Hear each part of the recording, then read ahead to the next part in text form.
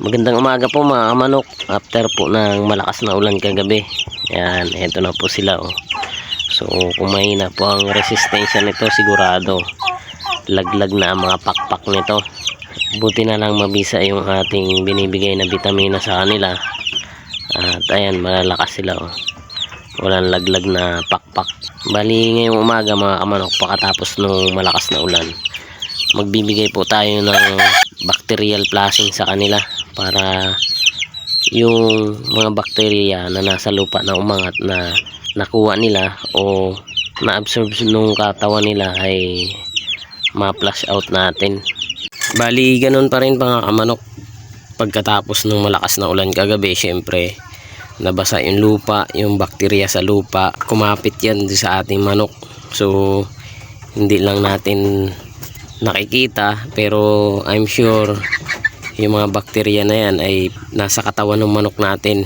Hindi agad-agad natin makikita yung resulta niyan. So kapag hindi natin binigyan niya ng antibacterial, mga ilang days yan, maaaring tamaan sila ng sipon, pisik o halak. Dahil syempre yung panahon sobrang init, tapos umulan ng sobrang lakas kagabi. At hindi maganda yon yung ganong panahon sa ating mga manok at kahit na sa mga kakak natin. So kung mahina-ina yung resistensya ng mga sisiw natin, sigurado ngayong umaga laglag na yung mga pakpak nila. Sa tulong ng pagbibigay natin ng virgin coconut oil sa kanila ay malakas yung resistensya nila. So ngayon kahit ganong malakas yung resistensya nila, bibigyan pa rin po natin ng antibacterial. At ito nga po yun, yung amoxicillin forte. So yan na po yung ginagamit ko. At wala po ako mabili ng sulfur QR, kaya ito po yung i-combine natin sa kanya. Yan, itong Tepox 48, dahil ito po ay may sulfametoxazole o may sulfur po siya. Ito po yung maganda sa sa mga manok na mga may pisik, halak o kung ano bang ibang sakit. Maganda rin itong panggamot. At ito pong ating gagawin ay prevention po mga kamanok, para po maiwasan o hindi po sila magkaroon ng sakit dahil nga po sa sobrang lakas ng ulan kagabi. Ito pong ganitong pamamaraan mga kamanok ay matagal ko nang ginagawa, bago pa man dumating yung ulan o pagkatapos ng ulan. Dahil nga po nasa trabaho ako, tapos gabi na ng umulan. So ngayon pag uwi ko, bibigyan po natin ito para yung ating mga sisiw manok ay masigurado natin na hindi kakapitan ng sakit. Kakanawin ko lang po ito, tapos ibibigay ko sa kanila bago tayo magpakain.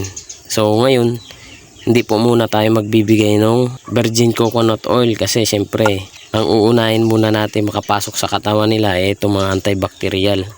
So bukas na po tayo magbibigay ng virgin coconut oil o kaya mamaya hapon. Bali ito na po mga kamanok yung ating kinanaw na Tepox 48 at yung amoxicillin forte. Bali ito na po, ipapainom na natin dun sa ating mga sisiw at manok para hindi po sila tamaan ng anumang sakit, para prevention po mga kamanok. Ito nga po pala yung bago kong papisang sisiw na 4 na piraso. Ayan. So, bibigyan natin ng amoxicillin forte tsaka Tepox 48.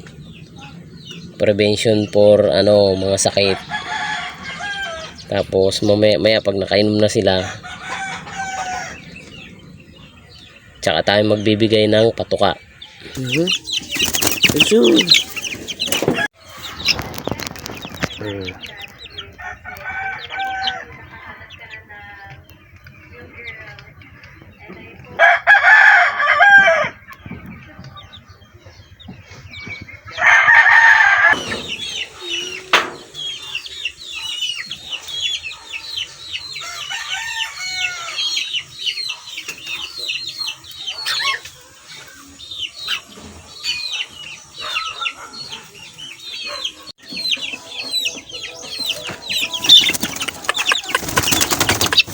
Lakas oh, tumalon agad oh.